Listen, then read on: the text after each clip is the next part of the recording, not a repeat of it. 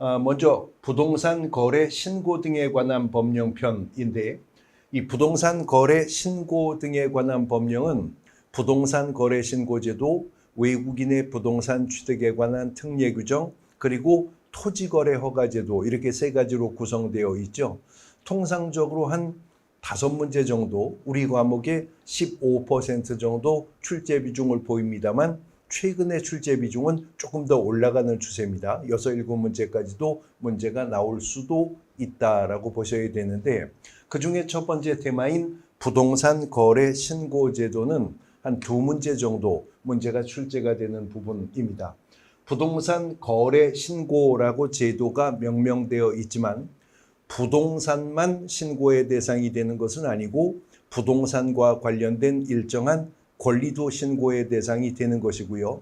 거래 신고라고 하지만 모든 거래가 신고의 대상이 되는 것은 아니죠. 매매 계약과 공급 계약만 신고의 대상이 되는 것이었습니다. 내용을 이제 정리해 볼 건데, 제가 최종 마무리 특강 자료를 만들었습니다만 이제 한정된 시간 내에 모든 지문들을 제가 다 낭독하면서 언급할 수는 없는 부분이고요. 출제 경향이 좀 두드러지는 부분, 아니면 지문으로 출제되었을 때 혼선을 가져서 틀릴 수 있는 부분, 그런 부분들 발췌하면서 그 내용을 완급 조절하면서 진행해 보도록 하겠습니다. 먼저 부동산 거래 신고의 대상인데요. 부동산 거래 신고 대상은 첫 번째는 부동산의 매매 계약입니다. 토지나 건축물의 매매 계약. 그 다음에 두 번째는 각종 관계 법률에 따르는 부동산의 공급 계약인데, 그 근거 규정이 되는 관계 법률들이 택지개발촉진법 등등에 규정된 법률들이 있다는 거죠. 여기에 근거한 부동산의 공급 계약. 그리고 세 번째, 공급 계약을 통해서 부동산을 공급받을 자로 선정된 지위, 우리가 이것을 분양권이라고 하잖아요.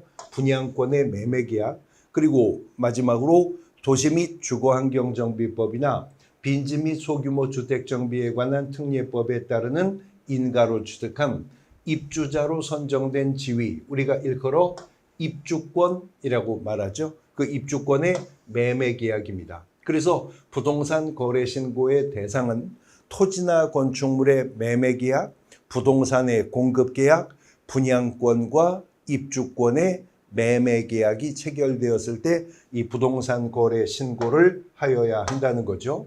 부동산 거래 신고를 할 때 부동산 거래 신고는 거래 계약이 체결된 날, 거래 계약이 체결된 날로부터 30일 이내에 거래 신고하도록 하고 있습니다.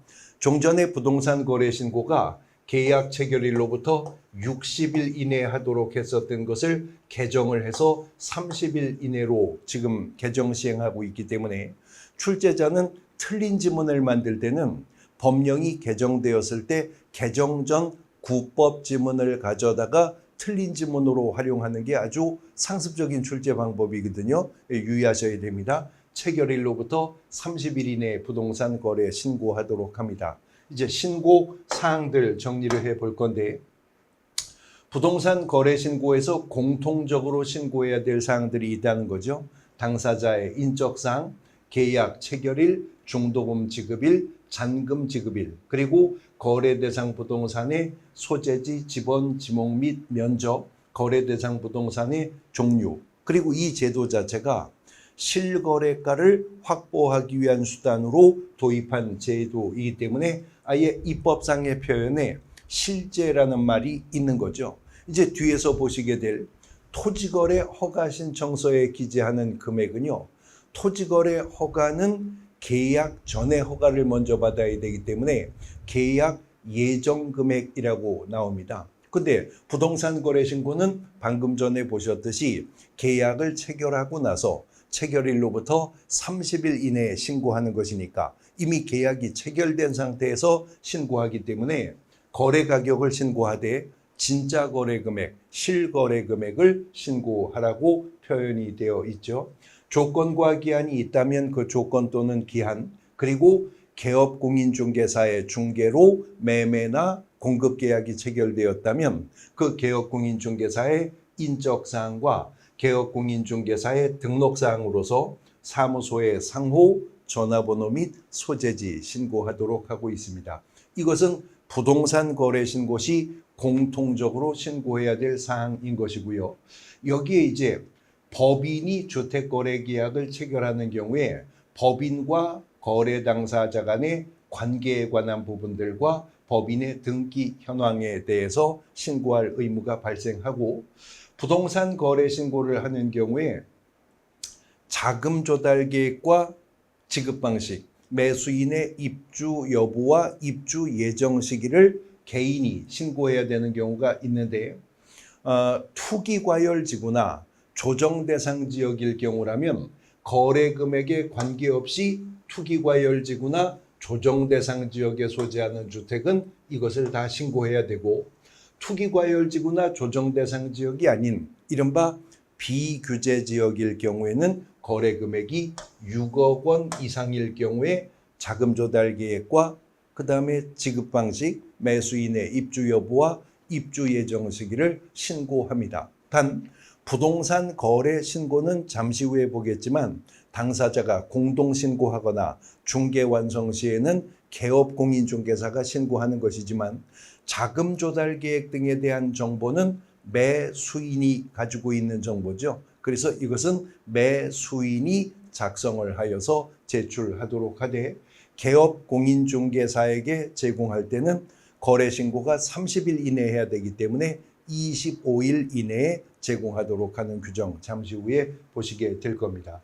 자, 이런 부동산 거래 신고를 누가 해야 되느냐, 신고 의무자가 누구냐 하는 것은 이것이 거래 당사자 간의 직접 거래로 이루어진 계약이냐 아니면 개업공인중개사의 중개 완성으로 인해 이루어진 계약이냐에 따라서 달라지는데, 직접 거래 시에는 거래 당사자가 신고관청에 공동으로 신고를 해야 되는 것이 원칙입니다.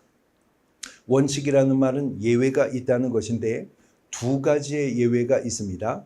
직접 거래 시에는 당사자가 공동 신고하는 것이 원칙이지만, 당사자 중 일방이 국가, 지방자치단체, 공공기관, 지방, 직영기업, 지방공사, 지방공단, 그래서 앞으로 국가 등이라고 하는데, 당사자 중 일방이 국가 등이라면 그때 거래 신고는 국가 등이 단독 신고한다라고 하는 첫 번째 예외가 있고요.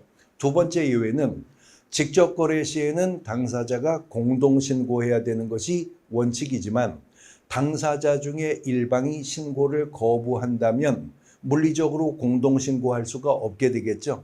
그때 상대방이 단독 신고할 수 있는 예외가 인정이 됩니다. 단 이렇게 일방이 신고를 거부하기 때문에 단독 신고하는 경우에는 계약서 사본과 사유서를 첨부하여야 단독 신고할 수 있도록 하고 있습니다. 직접 거래 시와는 달리 개업공인중개사의 중개로 인하여 그 매매나 그 공급 계약이 체결되었으면 그때는 개업공인중개사에게 신고 의무가 부과됩니다. 법상의 신고 의무자가 바뀌어 버린다는 거죠. 단 2인 이상의 개업공인중개사가 협력적 중개로 인해 거래가 성사되는 경우 있겠죠. 그때는 그 개업공인중개사들이 공동으로 부동산 거래 신고를 하도록 하고 있습니다. 부동산 거래 신고 등에 관한 법령에서는 법정 서식으로서 부동산 거래 신고서, 부동산 거래 계약 신고서를 정해두고 있고요.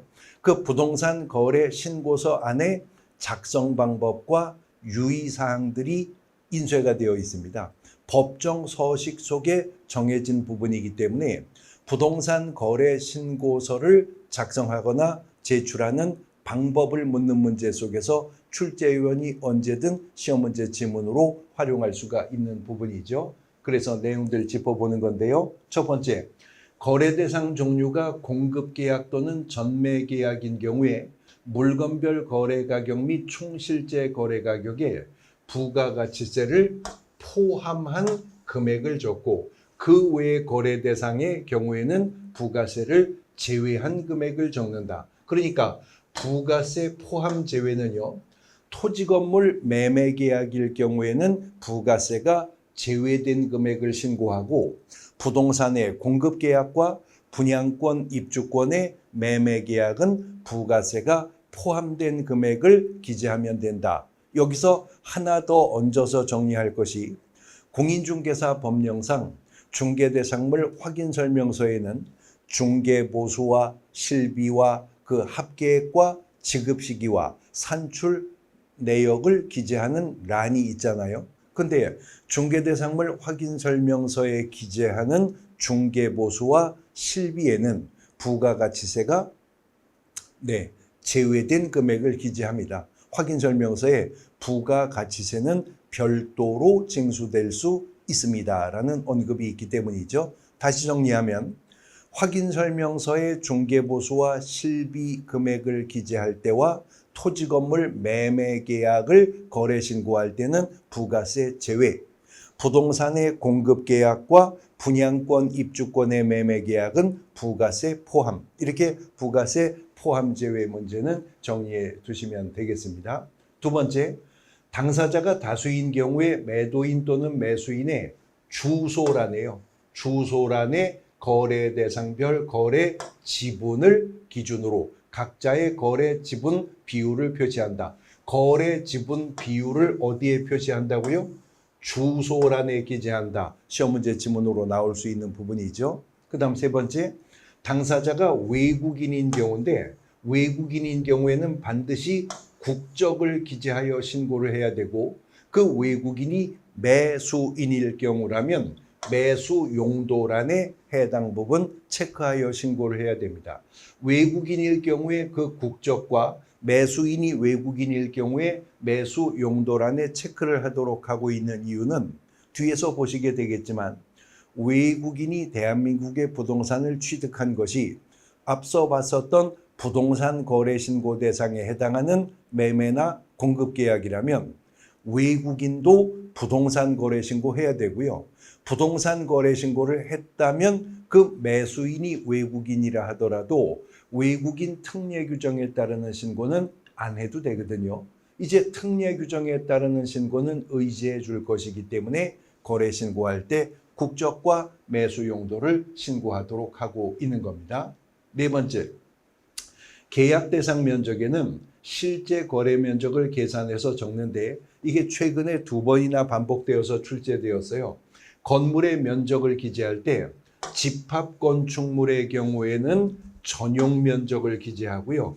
그 밖의 건축물의 경우에는 연면적을 기재하랍니다. 요 연면적과 전용 면적을 뒤바꾸어서 최근에만도 2번이나 틀린 지문이 출제가 된 적 있기 때문에 유의를 하셔야 되겠습니다. 다섯 번째, 물건별 거래 가격란에는 각각의 부동산별 거래 가격을 적도록 하고 있습니다. 그 다음 여섯 번째, 최초의 공급 계약 또는 전매 계약의 경우에 공급 가격, 발코니 등 옵션 비용 및 추가 지불액, 공급 가액을 초과합니다라는 금액이요. 각각 적는데 이 비용에 부가세가 있을 때 앞서 보신 얘기죠. 부동산 공급 계약과 분양권, 입주권, 매매 계약은 부가세 포함한 금액 기재하도록 하고 있었습니다. 일곱 번째, 총 실제 거래 가격란에는 전체 거래 가격을 적고 계약금, 중도금, 잔금 및 지급일을 적도록 합니다. 여덟 번째, 예전에 한번 기출된 지문인데 종전부동산이라는 란이 있거든요. 부동산 거래 계약 신고서에 종전부동산이라는 란이 있는데 이것은 입주권 매매의 경우에만 작성을 하는 겁니다. 종전부동산 란은 분양권 매매의 경우에만 작성한다. 이렇게 해서 틀린 지문으로 출제가 된 적이 있기 때문에 유의를 하셔야 될 부분입니다. 그 다음 다수의 부동산, 관련 필지, 매도, 매수인, 개업공인중개사 등 기재사항이 복잡하면 다른 용지에 작성을 하고 간인 처리를 한다. 간인 처리를 한다는 것은 다른 용지에 작성했다면 법정 서식과 그 다른 용지에 도장이 반 정도 중복하여 찍히도록 날인하는 거 있죠. 그것을 간인한다라고 하는 표현을 쓰고 있는 겁니다. 자, 이렇게 해서 부동산 거래계약 신고서를 작성하여 이제 제출하게 되는데요. 직접 거래 시에는 당사자가 공동신고할 의무가 있다고 했었죠. 그러나 공동신고하라는 것은 직접 거래 시에 거래 당사자가 모두 서명 또는 날인을 신고서에 해야 된다는 의미지, 제출을 공동으로 제출하라는 건 아닙니다. 제출은 당사자 중 일방입니다. 당사자 중 일방이 신고관청에 제출해야 되는데, 부동산 거래 신고서 제출하러 가는 자는 자기 신분을 증명하는 공적 신분증명서, 그러니까 주민등록증, 운전면허증, 여권 등과 같은 신분증명서를 제시, 보여주어야 합니다. 단, 당사자 중 일방이 국가 등이라면 그때는 예외적으로 국가 등에게 단독 신고 의무가 있다고 했죠. 그러니까 국가 등이 단독으로 서명 또는 날인해서 제출을 하도록 하고 있습니다.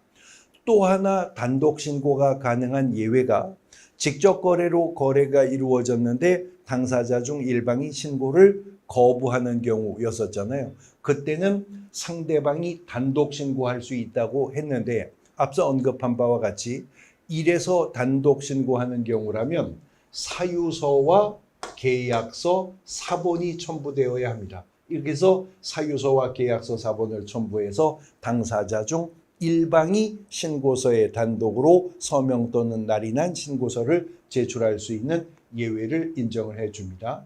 자, 이런 직접 거래 시 부동산 거래 신고는 대리 신고가 가능하다는 것인데, 부동산 거래 신고하는 방법은 신고관청에 방문 신고하는 방법도 있고요. 전자문서로 인터넷상으로 신고하는 방법도 있지만, 대리 신고가 가능하다는 것은 언제나 방문 신고 시에서만 대리 신고가 가능하지, 전자문서는 방문 신고가 안 됩니다. 현장을 직접 방문해서 신고관청에 출석해서 신고할 때는 대리 신고가 가능하다는 거죠. 단, 이것도 민법의 관점에서는 임의 대리 관계의 문제이기 때문에 그 대리인이 대리권을 증명하도록 하는 겁니다. 그래서 당사자 중 1인의 위임을 받은 대리인이 부동산 거래 신고를 대행할 때는 위임을 한 자가 자필 서명을 한 위임장이요, 자필 서명이 되어 있는 위임장에다가 위임을 한 당사자의 신분증명서 사본을 첨부하여 제출해야 된다는 거죠. 근데 위임을 한 자가 법인일 수 있잖아요. 법인은 자필 서명 등을 할 수 없죠. 그러니까 위임을 한 자가 법인일 경우라면 법인의 인감이 위임장에 날인되어 있어야 되겠고, 신분증명서 대신 법인의 경우에는 법인 인감증명서를 제출하도록 하고 있는 겁니다. 직접 거래 시에는 당사자 중에 1인의 위임을 받은 자가 대리인으로 신고 대행할 수 있는데, 중개 완성 시에는 개업공인중개사에게 신고 의무가 있었죠. 그러나 중개 완성 시에도 그 개업공인중개사의 위임을 받은 개업공인중개사의 소속 공인중개사가 부동산 거래 신고를 대행할 수 있도록 하는 예외를 인정합니다. 공인중개사 자격이 없기 때문에 단순한 업무만 보조할 수 있는 고용인인 중개보조원은 부동산 거래 신고 대행할 수가 없지만, 공인중개사 자격이 있기 때문에 중개 업무를 수행도 가능한 소속 공인중개사라면 개업공인중개사 위임을 받아 부동산 거래 신고 대행할 수가 있다는 거죠. 단, 소속 공인중개사인지 여부는 신고관청인 시장군수구청장이 행정정보 이용이나 행정정보 공동 이용으로 고용 신고 여부 확인을 통해 알아볼 수 있기 때문에, 소속 공인중개사는 개업공인중개사의 위임장이나 개업공인중개사의 신분증명서나 등록증 사본 등을 첨부하여 제출할 의무를 이 법이 규정하지 않았다라고 하는 거 유의를 하셔야 되겠습니다. 자, 이런 부동산 거래 신고 제도는요, 일반적이고 보편적인 제도입니다. 부동산 거래 신고 지역이 따로 정해져 있는 것도 아니고, 부동산 거래 신고 대상 거래 금액이나 면적이 정해져 있는 것도 아닙니다. 토지 건물 매매 계약, 부동산 공급 계약, 분양권 입주권 매매 계약은 이신고해야 됩니다. 심지어 토지거래 허가를 받았어도 토지건물 매매계약, 부동산거래 신고해야 되는 겁니다. 농지취득자격증명을 받았다 하더라도 매매계약이면 부동산거래 신고해야 되는데 토지건물 매매계약인데 별도로 부동산거래 신고를 안 해도 되는 유일한 예외가 있으니 부동산거래계약 시스템을 통해서 거래계약이 체결될 때, 다시 말해서 전자계약으로 부동산거래계약이 체결되었다면 이때는 부동산거래계약 신고서를 제출한 것으로 본다. 별도로 부동산거래신고 절차를 밟지 않아도 되는 예외가 인정이 된다라고 하는 거죠. 그 다음 앞서 우리가 자금조달계획, 입주계획 등을 봤었죠. 투기과열지구나 조정대상 지역이면 무조건 그 주택거래 시 자금조달계획 등이 있어야 되고 비규제지역일 경우라면 6억 원 이상일 경우에 자금조달계획 등을 신고해야 됐었습니다. 그런데 해당 정보는 매수인만 가지고 있죠. 그러니까 매수인이 단독으로 서명 또는 날인을 하여서 신고관청에 제출을 해야 되는데 부동산 거래 신고가 30일 이내에 이루어져야 되기 때문에 자금조달계획서 등을 신고하는 자에게 제공할 때에는 25일 이내에 제공하도록 하고 있습니다. 단 자금조달계획 등은 매수인의 입장에서는 개인의 프라이버시에 문제가 있을 수도 있는 것이기 때문에 이것은 부동산 거래 신고와 구분하여서 매수인이 별도로 제출할 수 있는 예외도 인정을 해주고 있다는 거죠. 자, 이렇게 해서 부동산 거래 신고를 하게 되면 신고관청은요, 물건 소재지 시장군수구청장을 신고관청이라고 하죠. 신고 내용이 확인되었다면 지체 없이 신고필증, 신고확인서를 발급하도록 하고 있고, 이렇게 해서 부동산 거래 신고를 필하게 되면 매수인은 부동산등기특별조치법 3조 1항에 따르는 검인은 받은 것으로 본다. 검인이 의제가 된다. 별도로 검인받지 않아도 된다는 건데 부동산 거래 신고 등에 관한 법령에서 검인을 의제하는 경우가 두 가지가 있죠. 부동산 거래 신고 필했을 경우와 또 하나 뭐죠? 토지 거래 허가를 받았을 때에도 매수인은 부특법 3조 1항에 따르는 검인이 의제가 되었었습니다. 이러한 부동산 거래 신고 제도는 실거래가를 확보하기 위한 제도라고 했었잖아요. 그래서 신고관청이 부동산 거래 신고를 받았을 때 신고 내용을 확인한다는 것인데 이때 신고 내용을 확인하는 신고관청이 실질적 심사권을 제대로 행사할 수 있도록 하기 위해서 국토교통부 장관에게 부거법은 부동산 거래 가격 검증 체계라고 하는 시스템을 구축하여 운영하도록 하고 있습니다. 물론 국토부 장관이 직접 구축 운영하는 것은 아니고 이제 이 업무를 국토교통부 장관이 한국부동산원에 위탁하게 될 것인데 이렇게 해서 국토부 장관이 부동산 거래 가격 검증 체계를 구축하여 운영하고 있으면 전국 각처에서 부동산 거래 신고를 접수받는 신고관청은 국토부 장관이 구축 운영하고 있는 부동산 거래 가격 검증 체계를 통해서 적정성 검증을 합니다. 적정성 검증은 누가 하는 거죠? 신고관청이 하는 겁니다. 그리고 적정성을 검증한 신고관청은 적정성 검증 결과를 해당 부동산이 소재하고 있는 관할 세무관서장에게 통보해서 세무관서장으로 하여금 국세 또는 지방세 부과를 위한 과세 자료로 활용할 수 있도록 하고 있습니다. 자, 신고관청이 시장군수구청장인데 부특법에도 시장군수구청장이 관할 세무서장에게 보내는 거 있죠. 부동산등기특별조치법상 검인 신청할 때 계약서는 원본 한 부와 사본 두 부를 제출하는 게 원칙이었죠. 그러면 검인을 날인한 시장군수구청장이 한 부 보관하고 나머지 한 부는 관할 세무관서장에게 보내는 거 있었습니다. 또 시장군수구청장이 관할 세무관서장에게 보내는 걸 공인중개사법에서도 본 적이 있죠. 개업공인중개사가 공인중개사법상 휴폐업 등을 신고하면서 부가가치세법상의 사업자 등록자로서의 휴폐업 신고도 함께 할 수 있죠. 그러면 등록관청이 관할 세무관서회장에게 송부하도록 하는 거 있었습니다. 한편 시장군수구청장이 세무관서회장이 아니라 등기소회장에게 통지하는 게 있었었죠. 토지거래 허가권자도 시장군수구청장이었습니다. 그런데 시도지사로부터 토지거래 허가구역의 지정사실을 통보받은 허가권자인 시장군수구청장은 지체 없이 관할 등기소회장에게 통보를 해야 되는 거 있었죠. 또 있었는데요. 거민권자가 시장군수구청장이죠. 부동산 등기 특별조치법상. 그런데 거민권자인 시장군수구청장이 거민 권한을 읍면동장에게 위임할 수 있었습니다. 그리고 그 위임을 한 때에는 지체 없이 그 뜻을 관할 등기소회장에게 통지하여야 한다는 게 또 부특법에 나와요.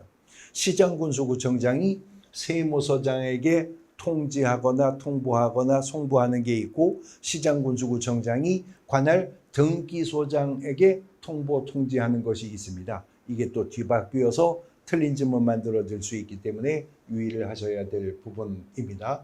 부동산 거래계약 신고서를 제출받은 신고관청이 이렇게 해서 신고필증을 교부하게 되면 신고 절차는 종결되게 되는데 문제는 부동산 거래 신고가 체결일로부터 30일 이내 하여야 한다고 제도를 입법해서 문제의 단초가 생기는 거죠.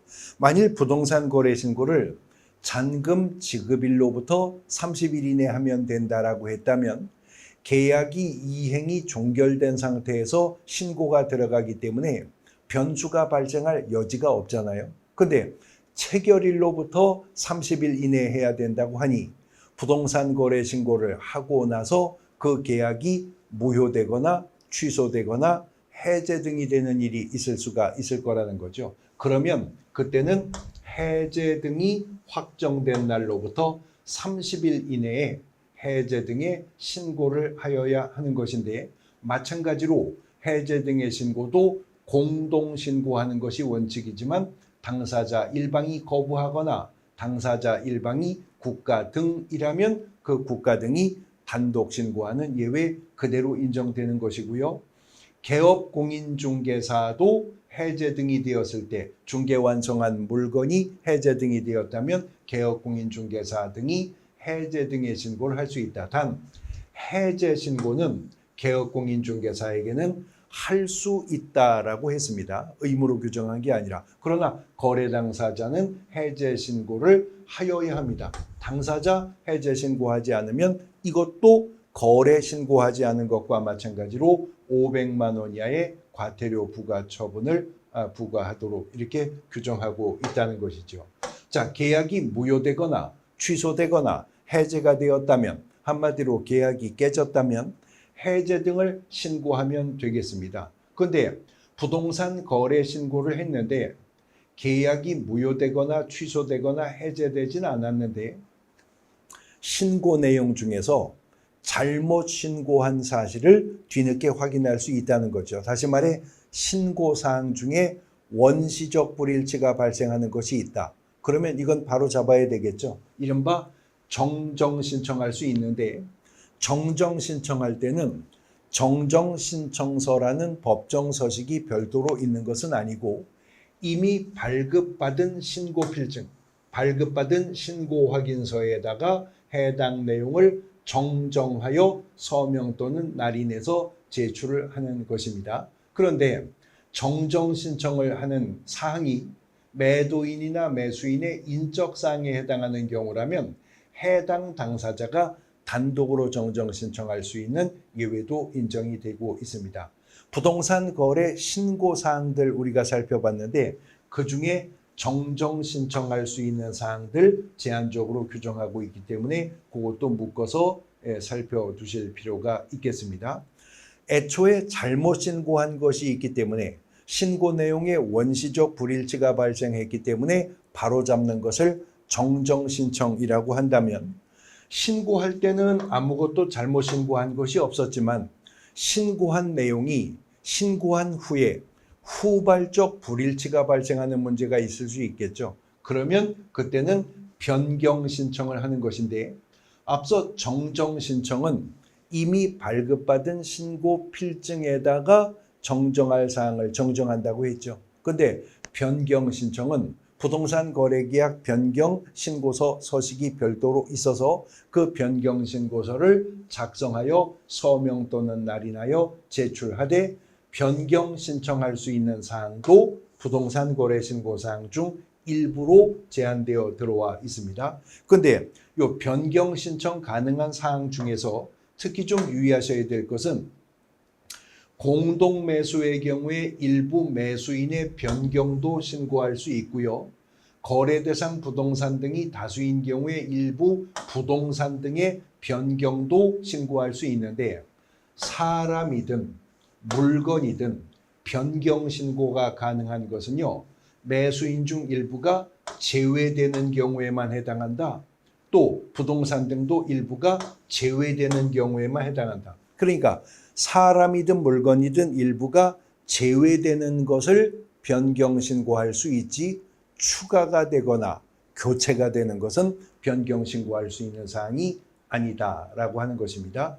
거래 신고 후에 계약이 무효 취소 해제가 되면 확정된 날로부터 30일 이내 해제 등을 신고해야 되고, 정정사항이 있으면 정정신청, 변경사항이 있으면 변경신청을 하면 신고관청은 정정된 혹은 변경된 내용이 확인되었을 때 지체 없이 신고필증을 재발급하도록 하는 절차를 또 규정하고 있다라고 하는 것이죠.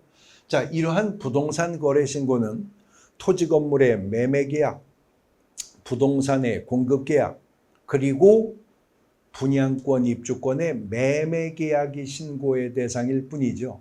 그러나 일정한 주택에 대해서는 임대차 계약도 별도의 신고 의무를 규정하고 있는데, 이 주택 임대차 신고는요, 임대차 신고는 임대차 보호법에 따르는 주택을 말한다. 그러니까 건축물 대장상의 용도가 주거용인 경우뿐만이 아니라 실질적으로 주거용으로 사용하고 있는 공간이라면 주택 임대차 신고를 해야 되는데, 일반적인 부동산 거래 신고는 신고 대상 거래 금액이 정해져 있지 않았었지만, 주택 임대차 신고는요, 보증금이 6천만 원을 초과하는 주택이거나 또는 월 차임이 30만 원을 초과하는 주택의 임대차 계약을 체결했을 때 신고 의무가 발생하는데, 부동산 거래 신고와 마찬가지로 체결일로부터 30일 이내에 주택소재지 관할하는 시장군수구청장, 신고관청에 주택 임대차 신고를 하는데, 부동산 거래 신고제도 그대로 여기에도 준용을 합니다. 당사자 중 일방이 국가 등이라면 국가가 단독 신고한다. 일방이 신고를 거부하면 상대방이 단독으로 신고할 수 있는 예외를 여기도 똑같이 적용을 하고 있는 겁니다. 단 주택임대차 신고는 신고 대상 지역이 정해진다고 합니다만, 신고 대상 지역이 특별자치시, 특별자치도, 시, 군, 구인데 광역시 및 경기도 관할구역에 있는 군으로 한정한다. 그러면 결국은 광역시와 경기도 관할구역에 있는 군 외에 그 외 일반 지역의 군 지역들이 있죠. 지방의 군 지역들을 제외하면 모두 다 주택임대차 신고의 대상이 된다라고 하는 것을 알 수가 있겠습니다. 주택임대차 계약의 변경 및 해제 신고, 부동산 거래 신고 의무에 대한 내용들 그대로 따르고 있고요. 이렇게 해서 주택임대차 신고를 해야 되는 것이 원칙인데, 임차인이 전입신고를 했다면 주택임대차 신고는 한 것으로 본다는 규정이 있어요. 근데 보통 주택임차인은 등기 없이도 제3자에게 임차권을 주장하기 위해서 주택 전입신고하죠. 주택의 인도와 전입신고를 맞춰야 이길 0시부터 대항력이 발생하니까 그 전입신고를 필요하면 주택임대차 신고는 안 해도 된다 하는 것이고요. 공공주택특별법이나 민간임대주택법에 관한 특별법의 절차에 따라서 신고를 했을 때에도 주택임대차 신고는 한 것으로 의제가 되게 된다는 거죠. 단 주택임대차 신고를 필요하게 되었다면 확정일자를 부여한 것으로 본다. 그러니까 임대차 계약서에 별도로 법원, 등기소, 공증사무소 등에서 확정일자를 받지 않아도 후순위 물권이나 기타 채권보다 보증금을 먼저 배당받을 수 있는 물권화된 효력이 발생한다는 거죠. 확정일자 없이도 우선 변제권을 주장할 수 있게 될 것이다 라고 하는 것입니다. 자, 부동산 거래 신고제도 보셨고요. 이제 외국인 등의 부동산 취득 등에 관한 특례 규정입니다.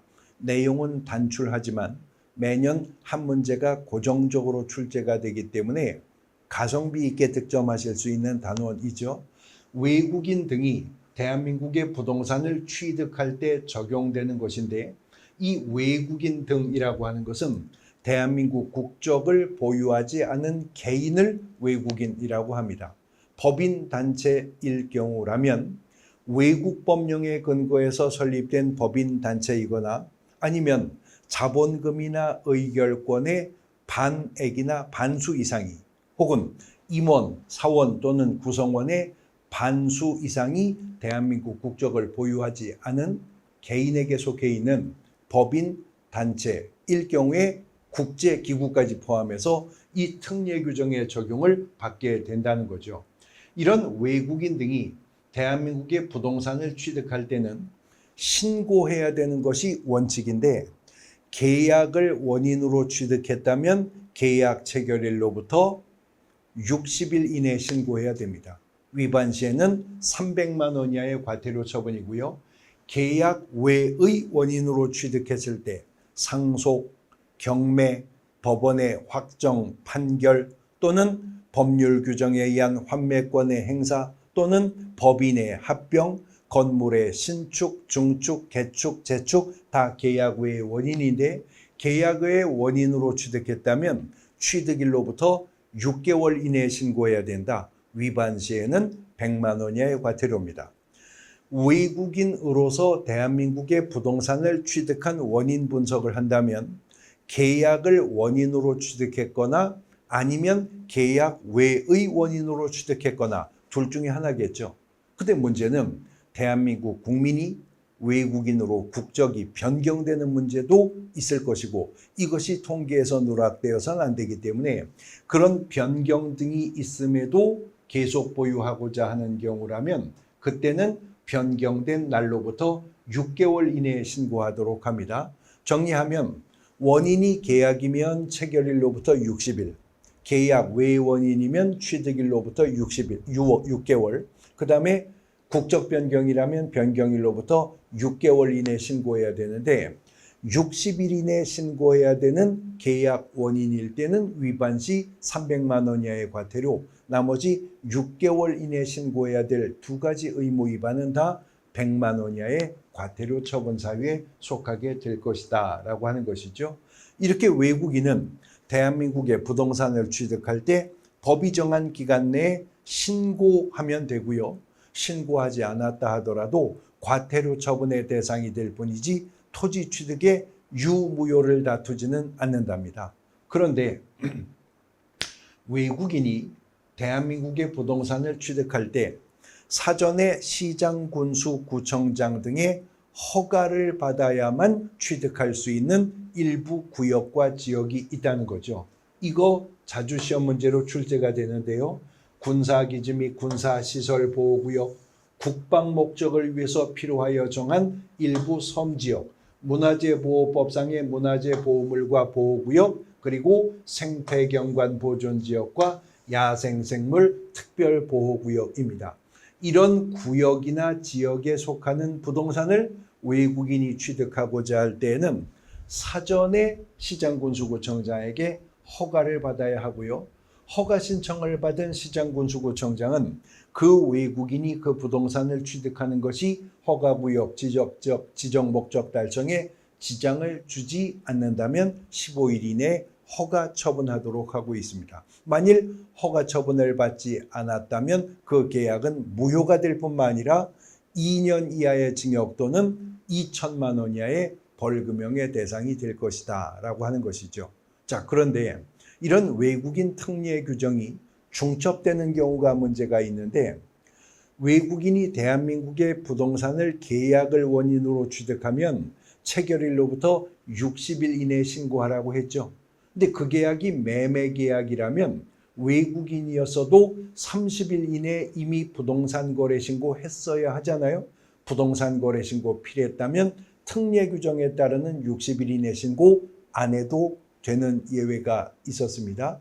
마찬가지로 이런 구역이나 지역이 이미 부거법이 정한 토지거래 허가구역이기도 하다면, 즉 토지거래 허가구역 안에 있는 군사기지 및 시설보호구역이다. 그러면 외국인도 토지거래 허가를 받아야 됩니다. 그리고 토지거래 허가를 득하면 그 외국인이지만 특례 규정에 따르는 허가는 별도로 받지 않아도 된다라고 하는 거죠. 자, 부동산 거래 신고제도와 외국인의 부동산 취득에 관한 특례 규정 정리해 보셨고요. 이제 토지거래 허가제도 넘어가 보겠습니다. 쉬었다가 보겠습니다.